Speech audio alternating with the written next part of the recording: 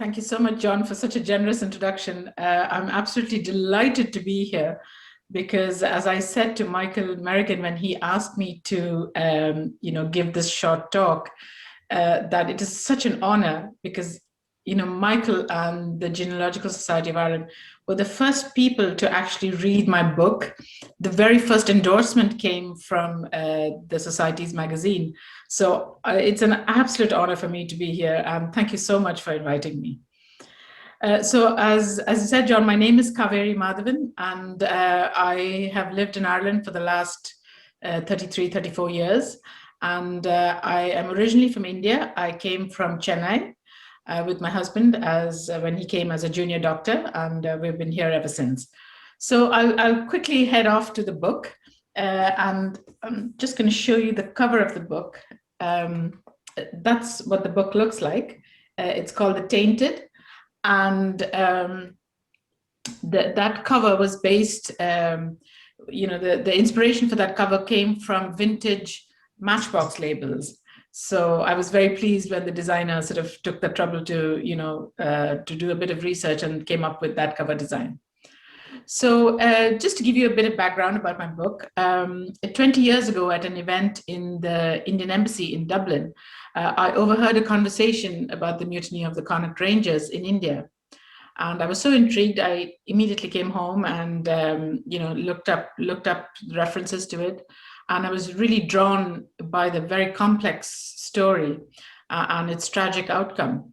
So in the following years, I traveled several dozen times to India, as well as to various locations in the UK and in Ireland, in order to research and understand the lives of three completely different sets of people who populate my book. These were the Irish soldiers in the ranks, who were mainly Catholic, their Protestant Anglo-Irish officers, and then the much maligned mixed race Anglo-Indians.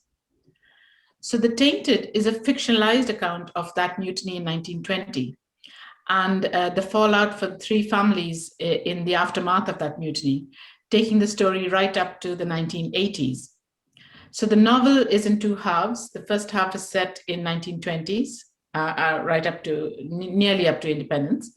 And then the second half is set straight away into the 1980s. The book explores issues of identity and belonging, as well as the terrible repercussions of race, class, and religious prejudice in India, as well as in Ireland, in the 1920s and in the 1980s.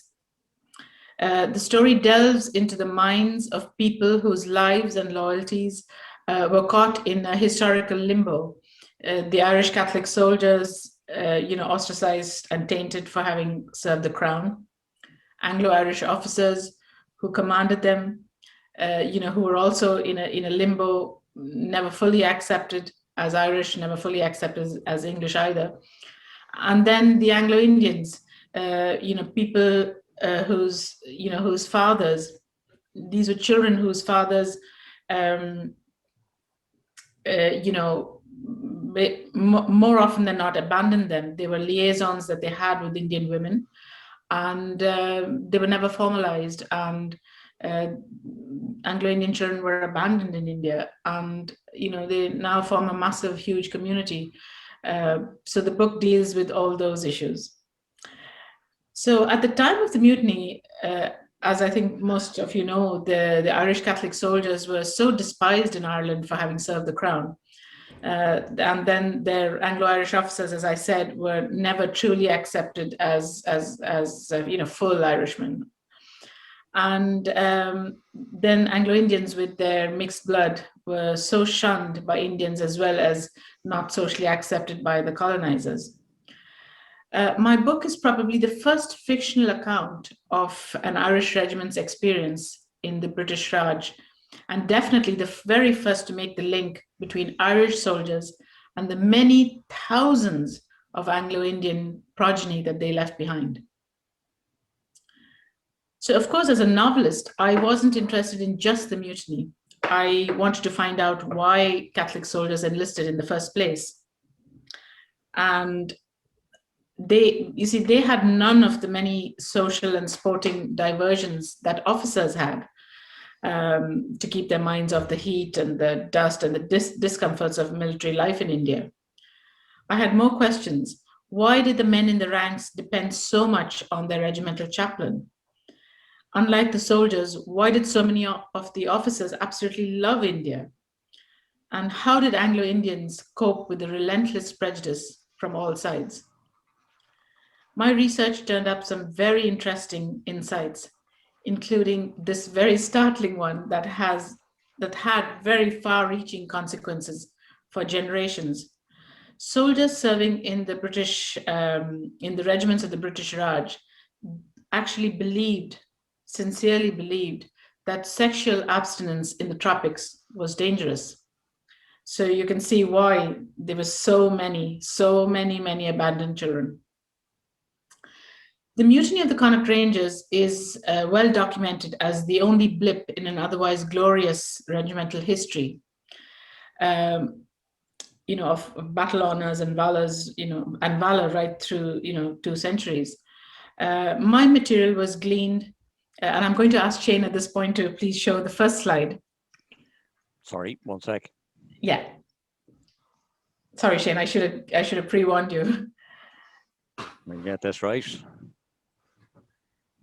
So just while Shane is setting that up, a lot of my material was gleaned from books, memoirs, letters, and manuscripts in both Irish and British public and military libraries, and from private collections as well.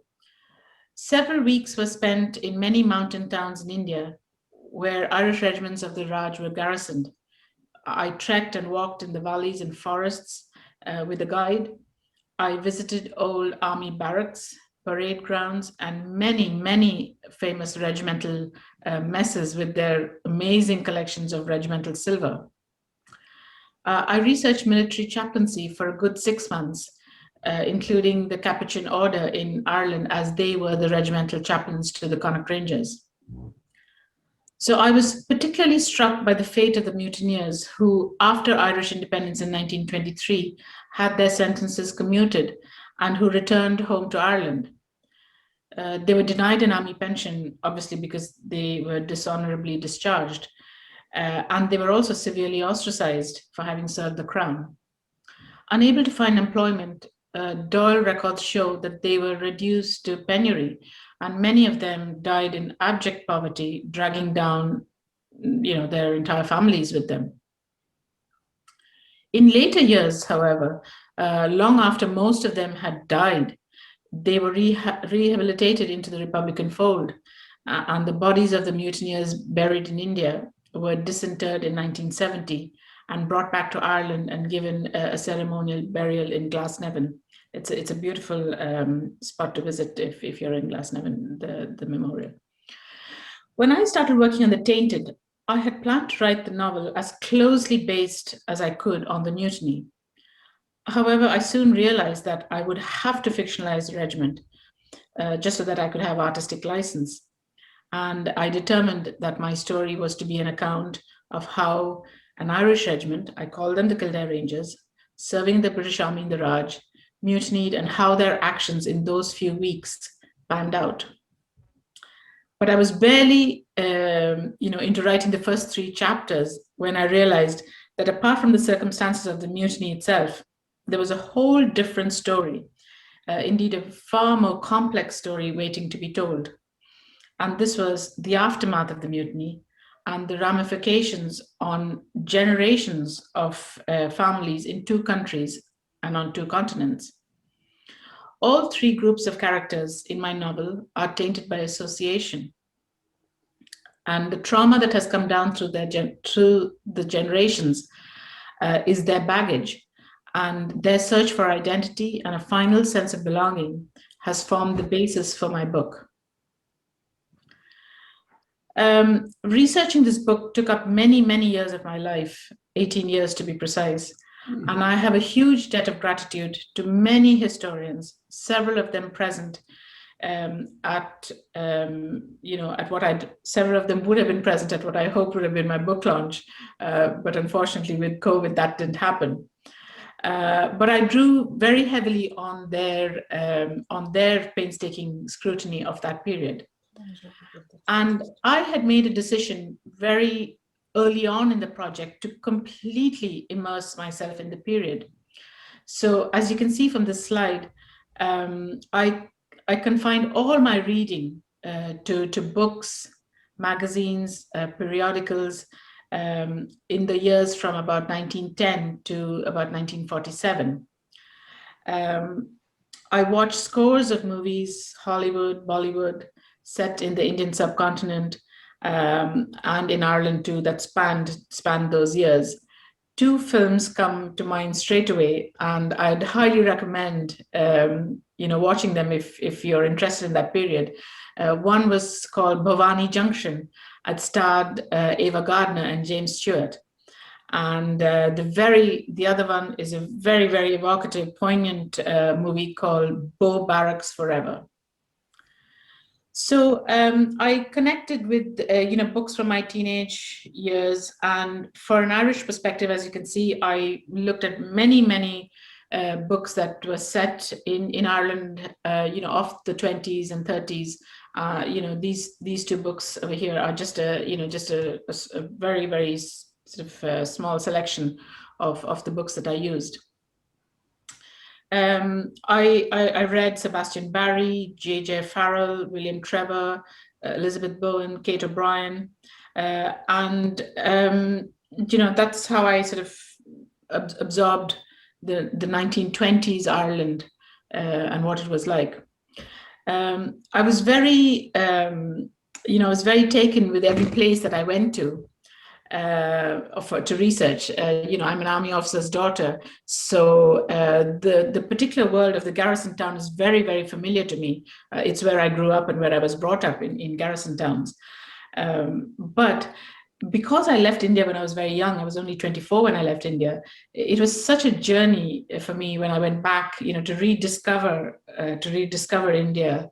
Was just a wonderful, wonderful thing. It was so exciting.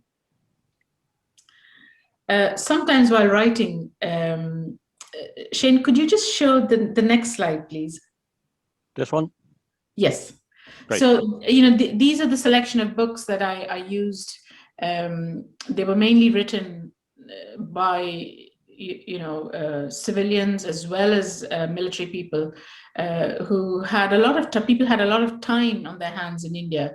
The incessant heat, the desperate monsoon kept people indoors, and people wrote accounts and memories, diaries. And, over the years researching this book, I spent a lot of money actually on buying books from these antiquarian bookshops. And this is a small selection of the few books that I have. Could you show the next slide, please, Shane? So this book, as you can see, it's called The Real Indian People. And I actually like the inside of the book. I'm just actually going to read from my own phone here. It says, "The real Indian people, being more tales and sketches of the masses." And it's written by Lieutenant Colonel S.J. Thompson. So, and while even though some of these accounts were written by English people, by Englishmen, there was always, reference to Irish, to Irish people that they had come across or that they would have known. So it was, really very interesting. And then sometimes while writing, things would come to a full stop until I checked out a particular detail. So when I began researching, I have a very important chapter in the book. That's the whole chapter is a tiger hunt, and it's a very significant and important chapter in the book. So Shane, if you could just show the next slide, please. I actually took a very unexpected break from writing. I took a 6-month break from writing just to research, big game hunting and particularly tiger hunting, because I just had to get my head around, the intricacies of using elephants and beaters. And so for a visual guide, I pored over just these amazing, wonderful sketches and drawings in the Illustrated London News. because they were really big into features, illustrated features on hunting and fishing and shooting. And then there were books like this, especially the one the one on the left hand side, which is it's notes on sport in the hilly districts of the Northern Division of the Madras Presidency. And I mean, it's amazing. It has details like, weapons best suited for killing game. So it was really quite an eye opener. All these books were such eye openers, and so I researched it quite heavily. If you could just show the next slide as well, please, Shane. So, you can see a lot of these antiquarian books, had huge detail, lovely, absolutely beautiful prints, beautiful sketches that, gave me, from which I was able to glean, amazing detail. And if you read my book, you'll see, the very similar scene described. Sorry, I'm just sort of reminiscing because it's bringing it all back to me even as I'm looking at it. So a part of the book has to do with mental asylums, as they were called in those days. And I spent a huge amount of time in Chennai visiting the Kilpauk mental hospital. I was absolutely effortlessly transported back 100 years, because some of the buildings that housed female patients literally dated back to the 1900s. The trees were literally the very same trees that must have been there 100 years ago, because there's old ancient banyan trees. And it was, a fascinating thing to be present in a place that had seen so much of history happening. Then, to understand the contemporaneous attitudes towards the treatment of diseases like syphilis and malaria, as well as mental health issues, I turned to the work of medical historians and military archives. Apart from doing the trips to eyeball the mental hospitals. So I was forever hungry. I mean, as a novelist, I think I'm no different from other novelists in that I was very hungry all the time for visual references. Because I think as many writers,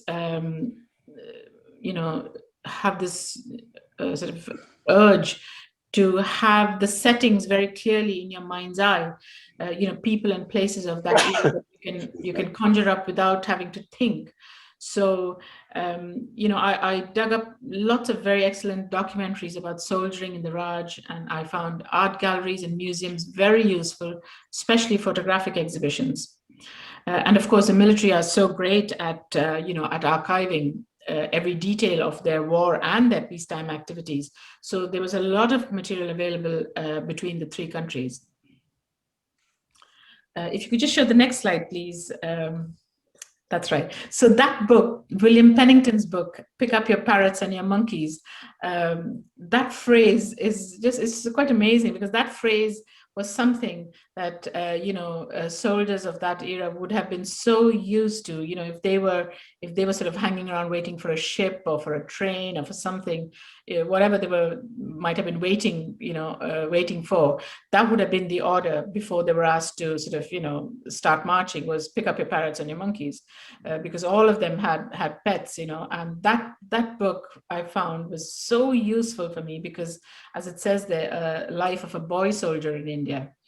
And the other book by Sir James Dunlop. So it's two, completely different books. One was just an ordinary soldier, very, from a very poor background, and then, the other spectrum, the man who was a private secretary to the Viceroy wrote this book.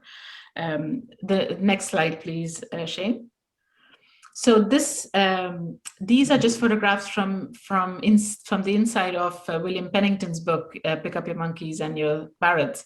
And you can actually see, I actually picked out this particular page because you can see all the various pets that, the soldiers would have had. they were bored out of their trolleys because military life in India for soldiers, in the Far East actually for soldiers, was very, very boring. They did not have the diversions that the officers would have had. So, animals were keeping pets was one of the things that eased that boredom. The next slide, please, Shane. So I also sort of looked at books like this. They were all slim volumes, all modern books really, but they were very useful in just getting an idea of how people dressed, and even just details about what went on first, and how the boots are polished, even things like that. The next slide, please. So I also had managed to lay my hands on a couple of regimental standing orders and this manual of military law as well, and I found those very, very interesting. Especially the regimental standing orders were so peculiar to each regiment, and I have a copy of the Connaught Rangers standing orders online in an online version, but this is the closest the 1st Battalion one was the closest I could get in a hard copy. The next one, please.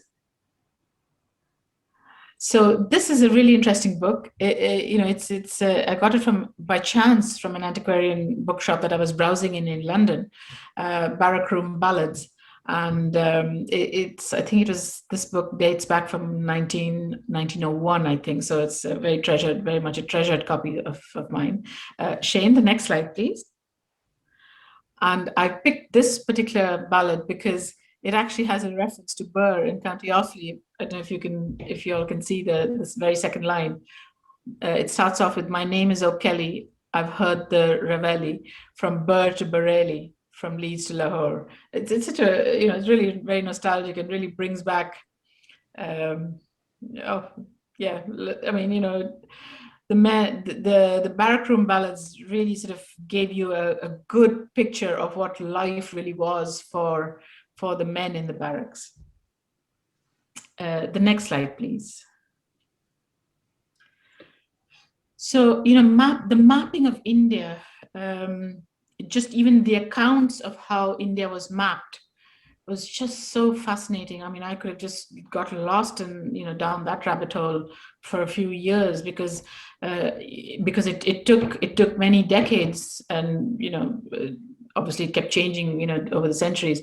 The mapping of India is such an amazing thing. So I got a lot of information in my research from this particular book, The Mapping of India. The next one, please. So apart from soldiers' accounts and men's accounts, I got so much of social history from accounts written by women of the Raj. So from the left, that book, Below the Peacock Fan, was actually letters and an account of the Raj from women who are wealthy, and then right down to women in war. And I don't have a copy on this slide, but several accounts were written by midwives and nurses, of their time in India, and I managed to get a lot of information that I was able to weave into my book, into the lives of my characters from the letters that were written by women. The next slide, please, Shane. So this, as I said, women's magazines were a real eye-opener, and the Strand magazine was, I suppose it wasn't just a women's magazine, but it was, it had some amazing ads, it had stories, it really gave you a good, an all-around picture of what life was like. And I don't know if you can see the actual the picture in the slide, and it's this man. That's such a typical, that's straight out of India. That's straight out of the British Raj. a civil servant, perhaps, lying back on the planter's chair, legs up, drink in hand, saying, telling his two friends, we'll have one of those old nights. You can just picture that, The next slide, please, Shane. These two books I found very, very useful. This book called Imperial Bodies, particularly, was all about how, how during the Raj, how at the start during the East India time, people who went out, they were quite happy to lead an Indian style life, but after the mutiny, that completely changed. And no longer did Englishmen or anybody serving the Raj, whether they were English or Irish, no longer was it considered acceptable to live like an Indian, to live like a Nawab. You had to be upright in English. And I think the other book, The Empire Families, really sort of shows the difference between that era and this era. The next slide, please, Shane. So I'm actually going to, I don't know whether any of you can see, but I'm actually going to read out, this little thing that says the caption that goes along with that photograph of the people seated at the table eating. And it says, the presentation of the food and the order in which it was served was complemented by the attention paid to the tableware. The plate shows Mr. and Mrs. Gladstone enjoying a civilized breakfast with their friends, the table spread with good tableware decorated with flowers, just as it would have been in the best homes in Britain. So, it was all about keeping up appearances. That was really kind of very, very central to life in the Raj. The next slide, please, Shane.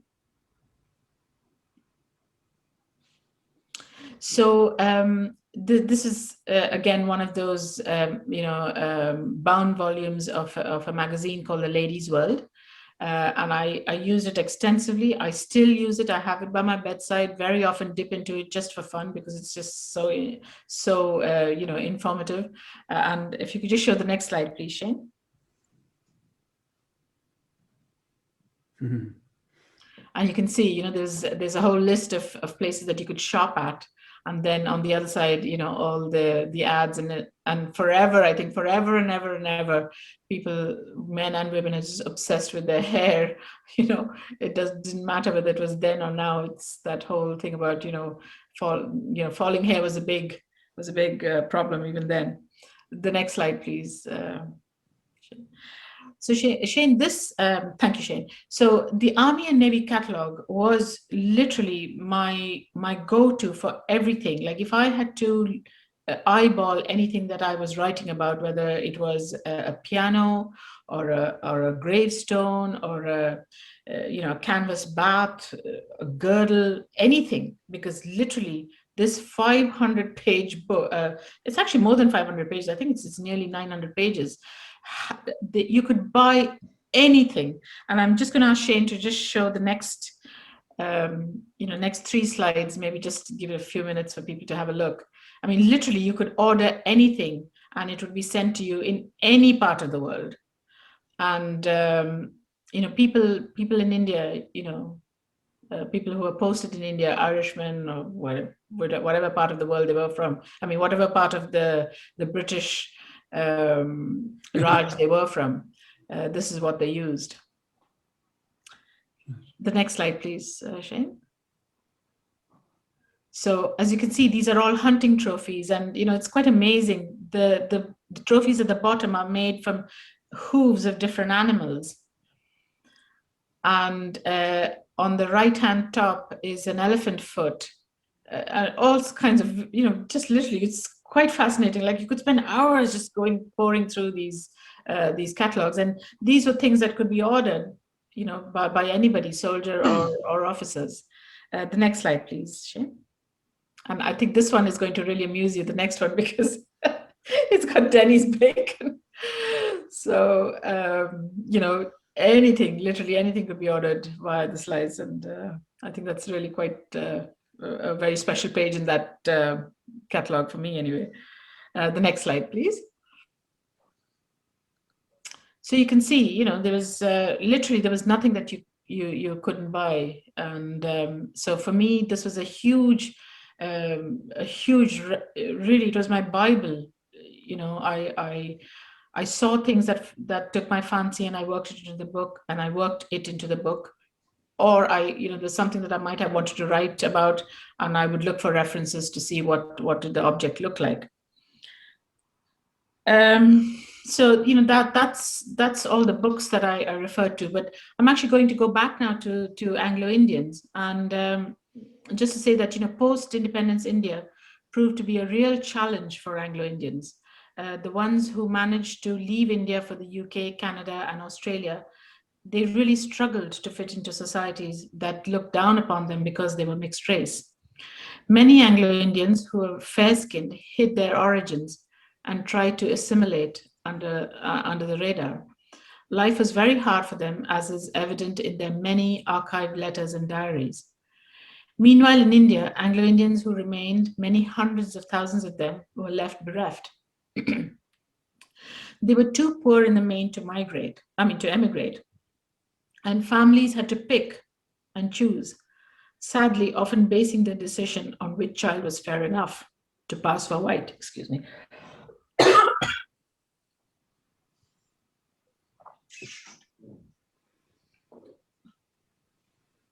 So, can you imagine? Families had to actually pick, they picked the child by the color of their skin.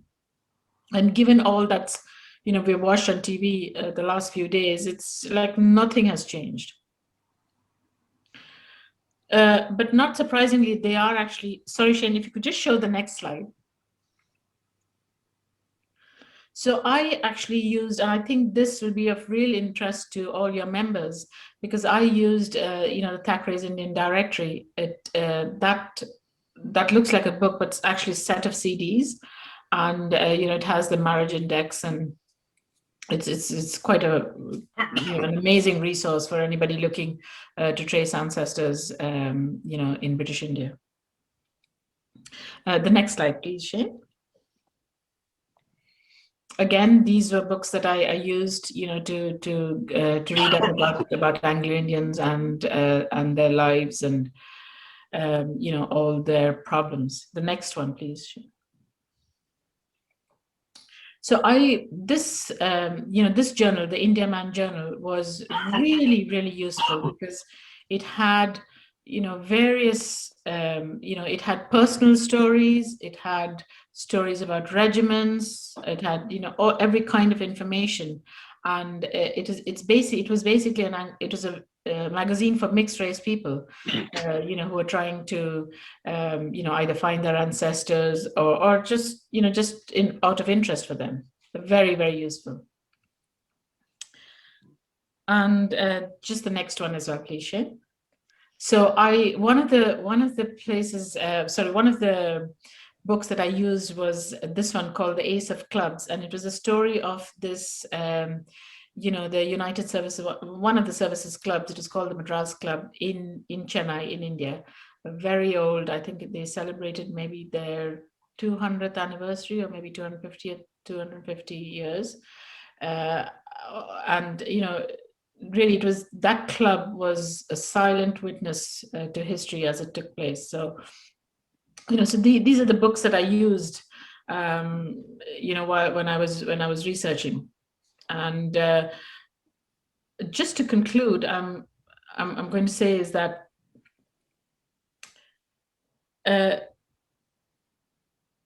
what was amazing is that through all those themes that I researched, whether it was race, religion, money, migration, power, the shaming and blaming of women, strangely enough, they are still the same stories of today. It's almost like time has stood still and nothing has changed. I never consciously set out to write a book that would tie up issues of the past to the problems of the present. But I've definitely realized this one thing. The one constant for writers of fiction is that human nature just never changes. And so prejudices are still the same, and the pushback against caste, class, religious discrimination will just go on valiantly. Apart from the fact that 2020 marked the 100th anniversary of the mutiny, it was such a great time for my book to be published, to come out when so many in Ireland, the new Irish, people like me, are trying, many of them successfully, to find a sense of belonging and forging identities that retain something from the land, some of the things from the land of their birth, and molding it very firmly around the best of their Irish selves. It was Irish nuns during my schooling in India who introduced me to Yeats. And it seems to me that that connection came to a full circle when I was just toying with the idea of writing this book in 2001. I was mooching around in Bantry in the secondhand market, and in a secondhand bookstall at the market, and I came across a very dusty volume of Yeats's poetry, and I opened it just by chance. I opened it at An Irishman Foresees His Death, and my hair stood on end literally as I repeated the lines. Those that I fight, I do not hate, and those that I guard, I do not love.